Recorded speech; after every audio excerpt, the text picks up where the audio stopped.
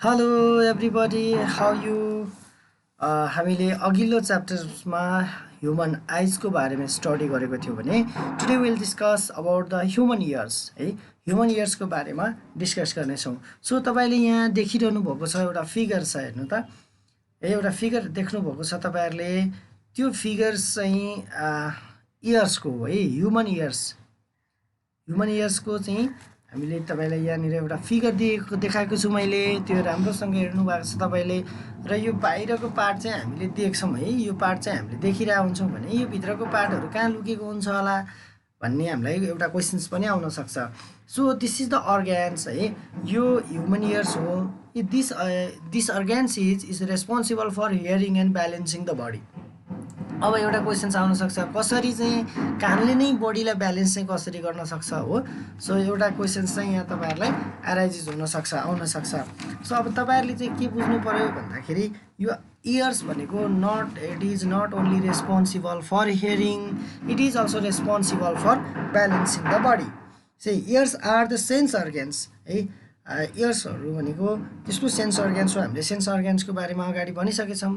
Special types of organs organs which helps in the hearing as well as balancing the body. The ears have two types of receptors.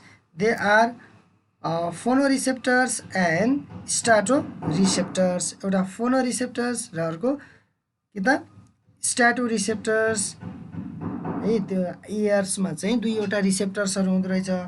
Phonoreceptor receives the sound and converts them the auditory impulses. Similarly, statoreceptors balance our body. Therefore, these ears are responsible for hearing as well as balancing the body. The human ears is divided into three parts है। Human इयर्सलाई चाहिँ तीनवटा पार्टमा divide गरिएको छ।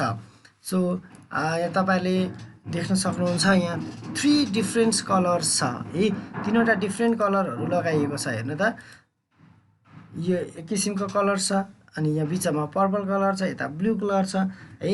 So human ear is divided into three parts. They are external ear, middle ear and another is internal ear है। External, middle र internal गरेर human इयर्सलाई तीनवटा पार्टमा डिभाइड गरिएको छ। एक्सटर्नल इयर तपाईँले हामीले देखिरहेको पनि हो एक्सटर्नल इयर है। सो यहाँ चाहिँ एक्सटर्नल इयरको बारेमा केही कुरा लेखिएको छ यहाँनिर हेर्नुहोस्। एक्सटर्नल इयर कार्टिलेजिनियस स्किन हो, skin covered oval projection from the temporal side of the head. It has two parts, pinna and auditory canal. यो चाहिँ अगाडिको फिगरमा हेर्नुभयो भने तपाईँले के देख्न सक्नुहुन्छ त भन्दा यो आउटर साइड जुन हेलिक्स होइन अरिकल्स अनि यो पार्ट छ नि यो पार्ट भनेको हाम्रो एक्सटर्नल इयर हो है। एक्सटर्नल इयरको पिना यो पार्टलाई पिना भनिन्छ र यो जुन चाहिँ ट्युबुलर होइन एउटा चाहिँ ट्युब लाइक स्ट्रक्चर छ यहाँबाट पास भएको छ भने यसलाई भनिन्छ हामीले अडिटरी क्यानल है। यो अडिटरी क्यानल हो र यो चाहिँ पिना हो। भनेको एक्सटर्नल इयर्स पनि दुईवटा पार्टमा चाहिँ डिभाइड भएको छ, एउटा चाहिँ पिना र अर्को चाहिँ अडिटरी क्यानल। यो पिना is funnel shape portions of external ear. It is the funnel shape portions of external ear. It has grooves on it. यसमा चाहिँ ग्रुप्स पनि हुन्छ। It collects and directs the sound wave to the auditory canal. अब यसले चाहिँ के गर्छ त भन्दा साउन्ड वेभहरूलाई यसले कलेक्ट गर्ने काम गर्छ है, कलेक्सन गर्ने काम गर्छ र यसले चाहिँ यो अडिटरी क्यानलमा डाइरेक्ट गर्ने काम गर्छ। कता जाने त भन्दाखेरि यो त्यो साउन्ड वेभहरू अडिटरी क्यानलतिर जाऊ भनेर त्यो साउन्ड वेभलाई यसले डाइरेक्सन दिने काम गर्छ है। यसले चाहिँ यो पिनाको काम के रहेछ त भन्दाखेरि it collects the sound waves and direct sound wave to the auditory canal. Auditory canal is an oblique and tubular canal which leads towards the eardrum or tympanic drums है। एयरड्रम अथवा हामीले त्यसलाई टाइम्फेनिक मेम्ब्रेन पनि भन्छौँ। यो चाहिँ ट्युबुलर टाइपको हेर्नुहोस् त एकैछिन ट्युबुलर क्यानल छ जुन चाहिँ एयरड्रमतिर प्रसिड भइरहेको छ। The wall of the auditory canal is outer part है। The wall of auditory canal in the outer part is covered with hair है। यसको अडिटरी क्यानलको बाहिरपट्टिको पार्टमा चाहिँ हेयर लाइक प्रोजेक्सन्सहरू हुन्छ, हेयरहरू आउँछ। तपाईँले हामीले देखेको छौँ यो कानमा मसिनो होइन हेयर लाइक स्ट्रक्चर्सहरू हुन्छ। सो यसले चाहिँ यसको बाहिरपट्टिको त्यो हेयरले चाहिँ के गर्छ त भन्दा which prevents the dust particles from entering inside the air. Its wall in the inner side contains the ceruminous gland that secretes the ear wax है सेरिमिनल ग्ल्यान्ड्स हुन्छ जसले एयर वाक्स चाहिँ प्रड्युस गर्छ त्यो हामीले क्यानिकुजी भन्छौँ नि त्यो चाहिँ यो चाहिँ सेरिमिनस ग्ल्यान्डले प्रड्युस गर्छ it prevents the entry of dust insect and protects the ear drum from damage अब यो एयर ड्रम छ नि यो एयर ड्रम हामीले कानको जाली भन्छौँ यो कानको जालीमा डाइरेक्टली कुनै पार्टिकल्सहरू इन्टर हुनलाई होइन हिउनबाट त्यसै गरी इन्सेक्टहरू है स्मल माइक्रोस्कोपिक पार्टिकल्सहरू पनि आउँछ साउन्ड वेभसँगै त्यति बेला चाहिँ त्यसले के गर्छ त रोक्ने काम गर्छ त्यो एयर वर्क्सले चाहिँ तिनीहरूलाई एयर ड्रमसँग जान दिँदैन है हामीले अब एयर ड्रम भनेको के हो त भन्दाखेरि यो एयर ड्रम जुन चाहिँ नि अडिटरी क्यानल छ है the external ear is also known as pinna यसलाई चाहिँ हामीले पिना पनि भन्छौँ it is visible oval and skin covered cartilaginous projection from the side of the head it surrounds the opening of tubular passage called auditory canal it leads into the skull terminating at the cone shape delicate membranes called tympanic membrane or ear drum जुन चाहिँ यो auditory क्यानलको यो side यो चाहिँ इन्डिङतिर चाहिँ एउटा कोन सेपको delicate membrane हुन्छ जसलाई हामीले tympanic membrane or ear drum भन्छौँ है यो चाहिँ एयर ड्रम भयो त्यसै गरी यो एयर ड्रम भन्दा जस्ट पछाडि अर्को लेयर हुन्छ अरे त्यसलाई हामीले भन्छौँ अर्को पार्ट्सलाई मिडल एयर भन्छ middle ear lies internal to the external ear which is separated by the membrane of skin call air drum or tympanic membrane जस्तै यो अडिटरी क्यानलको जस्ट पछाडिपट्टि चाहिँ मिडल लेयर भयो यो मिडल लेयर चाहिँ सेपरेट भएको हुन्छ है कसले सेपरेट गरेको हुन्छ भन्दा एउटा जुन टाइम्पेनिक मेम्ब्रेन हुन्छ जसलाई हामीले एयर ड्रम भन्छौँ त्यो एयर ड्रमले चाहिँ मिडल लेयर र एक्सटर्नल एयरलाई चाहिँ छुट्याउने काम गर्छ सेपरेट गर्ने काम गर्छ so which is separated by the membrane of skin call air drum a middle air consist of air filled cavity call tympanic cavity यो चाहिँ मिडल एयरमा चाहिँ एयर फिल्ड क्याभिटिज हुन्छ जसलाई हामीले के भनिन्छ टाइम्पेनिक क्याभिटी भनेर भनिन्छ है which is connected to the pharynx with eustachian tube यो अगाडिको फिगरमा हेऱ्यौँ भने एउटा प्रोजेक्सन देखिएको छ हेर्नु त यो चाहिँ टाइम्पेनिक क्याभिटी हो यो टाइम्पेनिक क्याभिटीमा बोनी स्ट्रक्चर्सहरू हुन्छ र एउटा चाहिँ यो ट्युब लाइक स्ट्रक्चर देखेको छौँ हामीले यो चाहिँ tympanic cavity which is connected to the pharynx है थोरेटिक क्याभिटीको फ्यारिङ्समा चाहिँ यो कनेक्टेड भएको हुन्छ थ्रु द अस्टिचियन ट्युब यो ट्युबको नाम हो अस्टिचियन ट्युब है eustachian tube balance the air pressure on the both side of ear drum ear ड्रमको बोथ साइड भनेको inner side of the ear drum and outer side of the ear drum अब air pressure त equal नहुन सक्छ होइन जस्तो when we go up हामी माथि जाँदै जाँदा एल्टिट्युड बढ्दै जाँदा एयर प्रेसर घट्छ होइन एयर प्रेसर घट्नुको अर्थ के हो त भन्दा यो टाइम्पेनिक मेम्ब्रेनभन्दा अगाडिको एयर प्रेसर त के हुन्छ त कम हुन्छ सो अब यहाँ त एयर प्रेसर इनर साइडमा बढ्यो भनेपछि यो टाइम्पेनिक मेम्ब्रेनमा के हुनसक्छ त त्यो प्रेसरले गर्दा यो ड्यामेज हुनसक्छ अथवा चाहिँ यो ब्रस्ट हुनसक्छ सो यो अस्टिचियन ट्युबले चाहिँ के गर्छ त भन्दा यो इनर साइड र आउटर साइड टाइम्पेनिक मेम्ब्रेनको आउटर साइड र इनर साइडको जुन चाहिँ प्रेसरलाई चाहिँ इक्वलाइज गर्ने काम ब्यालेन्स गर्ने काम चाहिँ गर्छ है यो eustachian tube balance the air pressure on the both side of ear drum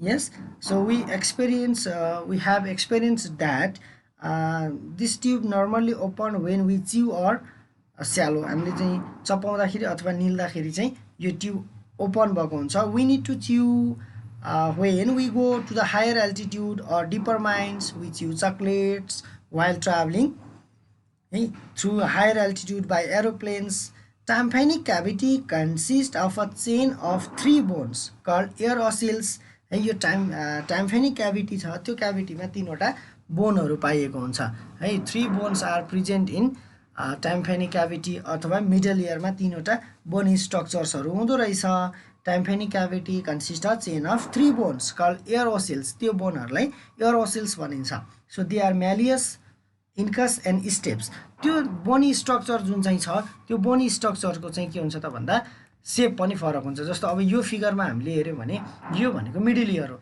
जसलाई हामीले टाइम्फेनिक क्याभिटी भन्छौँ। The tympanic cavity contain the 3 bony structures है, 3 बोन स्ट्रक्चर्सहरू हुन्छ।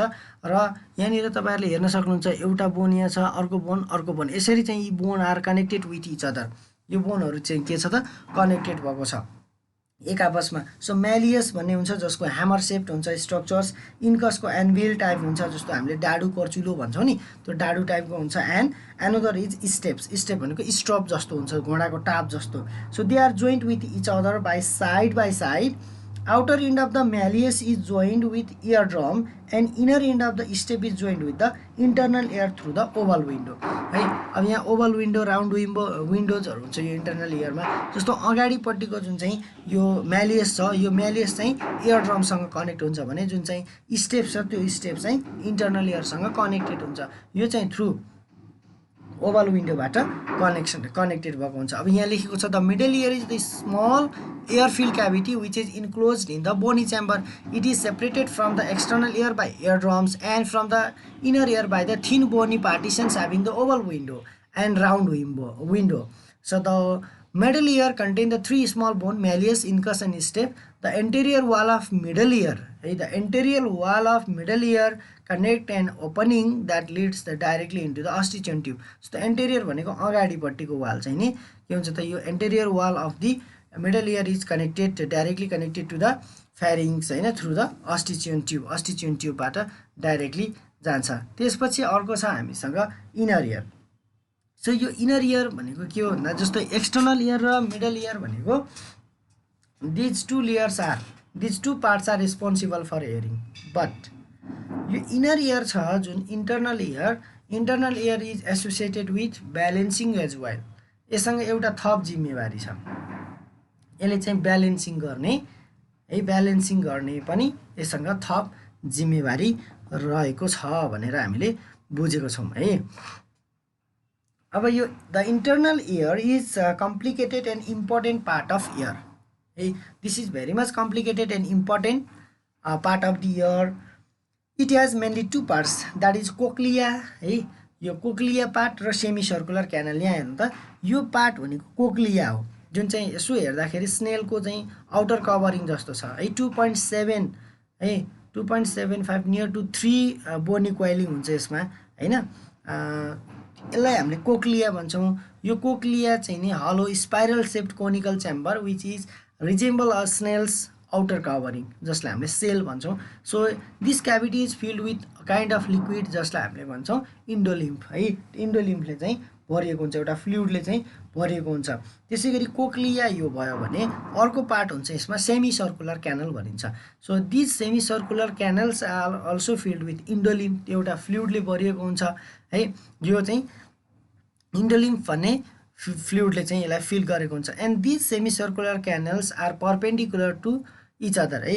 यीहरू एक आपसमा 90 डिग्री एङ्गलमा बसेका हुन्छन् भनेको perpendicular to each other. And another important things is that semi circular canal जुन 3वटा सेमी सर्कुलर क्यानल छन्। So 2 semi circular canals are in vertical position, यिनीहरू भर्टिकल पोजिसनमा भन्छन् भने एउटा चाहिँ के हुन्छ त यो होरिजेन्टल पोजिसनमा, यो दुईटा ठाडो र एउटा चाहिँ तेर्सो पोजिसनमा रहेको हुन्छ।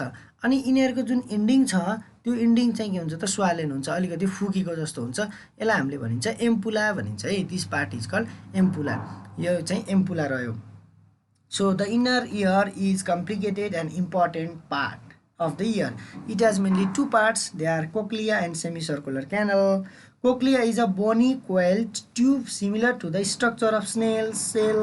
It is filled with a fluid called endolymph. It contains a series of nerve cells and hair cells. यसमा चाहिँ nerve cell र hair cells, hair like cellहरू यसमा चाहिँ रहेका हुन्छन् जसले चाहिँ sensation of hearing गर्छ। यो cochlea is responsible for sensation of hearing and these semicircular canals are responsible for the sensation of के अरे रेस्पोन्सिबल फर ब्यालेन्सिङ है।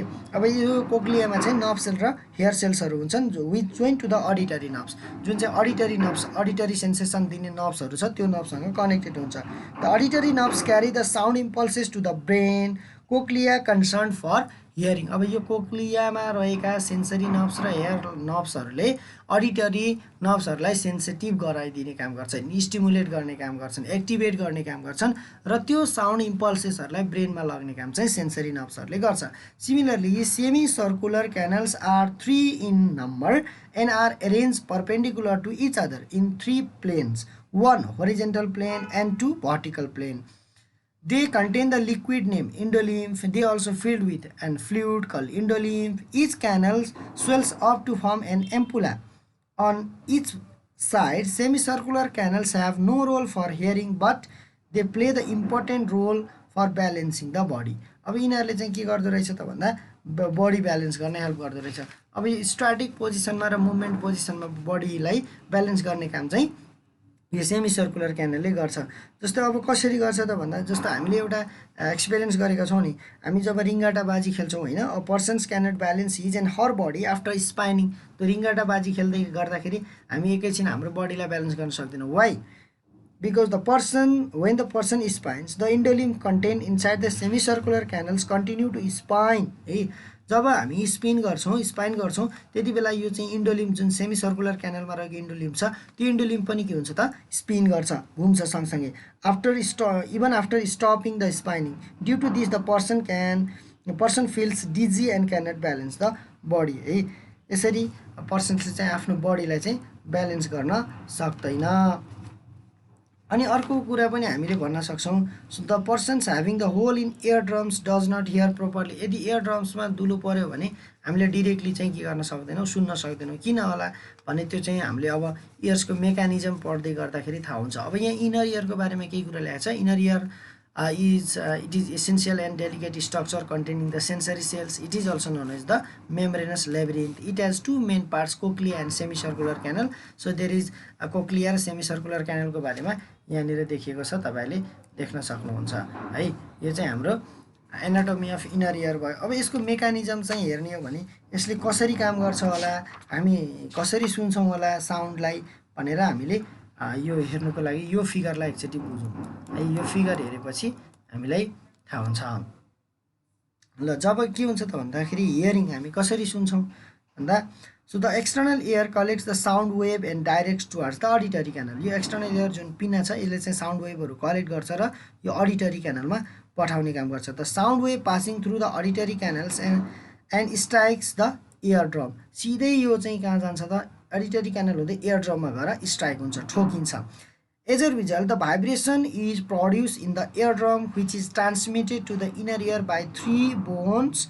हामीले इयर ओसिल्स भनेको थियो नि, हो त्यो म्यालियस, इन्कस र स्टेपले चाहिँ त्यो भाइब्रेसनलाई ट्रान्समिट गर्छ। जब साउन्ड वेभ यहाँनिर स्ट्राइक हुन्छ इयर ड्रममा त्यहाँ भाइब्रेसन प्रड्युस हुन्छ। त्यो भाइब्रेसन चाहिँ ट्रान्समिट हुन्छ थ्रु द बोन है। 3 बोन स्ट्रक्चरले चाहिँ के गर्छ, इयर ओसिल्सहरूले त्यसलाई चाहिँ नर्मल्ली ट्रान्समिट गर्ने गर्छ। द इयर यो जुन चाहिँ the ear ossicles also magnify the sound wave. Magnified vibrations of the sound waves are transmitted to the fluid of cochlea. त्यो चाहिँ जुन म्याग्निफाइड साउन्ड वेभ छ त्यो चाहिँ कहाँ जान्छ त यो कोक्लियाको फ्लुइडमा गएर भाइब्रेसन प्रड्युस गर्छ। And then the vibrations of the fluid in the cochlea are transferred to the impulses and send to the brain by the auditory nerves. Then the brain interpret the auditory impulses है। अब त्यो यो auditory नर्भ्सहरूले चाहिँ यहाँको भाइब्रेसनलाई ब्रेनमा पठाइदिने काम गर्छ। अनि ब्रेनमा पठाइसकेपछि त्यो ब्रेनले के गर्छ त साउन्डलाई डिटेक्ट गर्ने काम गर्छ। दस द साउन्ड इज हर्ड है। हामीले त्यसरी सुन्छौँ। अब ब्यालेन्सिङ द बडी, अब यो हामीले एयरलाई त इक्विलिब्रियम अर्ग्यान पनि भनेको छौँ, अर्ग्यान अफ इक्विलिब्रियम। अब जब sensory cells which are responsible for the balance of the human body are present in the semi circular canal. यो सेमी सर्कुलर क्यानलमा रहेका सेन्सरी सेल्सहरू चाहिँ ह्युमन बडीको ब्यालेन्समा हेल्प गर्छ। Movement of the fluid inside the semi circular canal cause the vibration of the sensory cells है।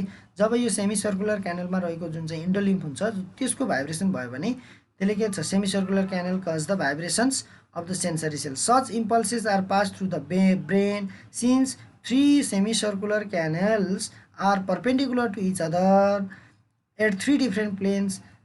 Slight tilting in any direction also can be detected and balance can be done. अब के हुन्छ त भन्दा हामी कुनै साइडमा टिल्ट गऱ्यौँ भने त्यसले त्यो इन्डोलिम्फको मुभमेन्ट हुने भयो। इन्डोलिम्फको मुभमेन्टले चाहिँ कहाँ लाने भयो त ब्रेनमा त्यो इम्पल्सेस लाने भयो भनेपछि हामी पुरै टिल्ट गऱ्यौँ भने पनि तिनीहरू त एक आपसमा 90 डिग्रीमा छन् अनि ब्रेनले चाहिँ के गरिदिन्छ त ब्यालेन्स गर भनेर त्यो खालको सेन्सेसन चाहिँ यहाँनिर दिने गर्छ है। त्यो इन्फर्मेसन चाहिँ ग्यादर गर्ने काम चाहिँ गर्छ।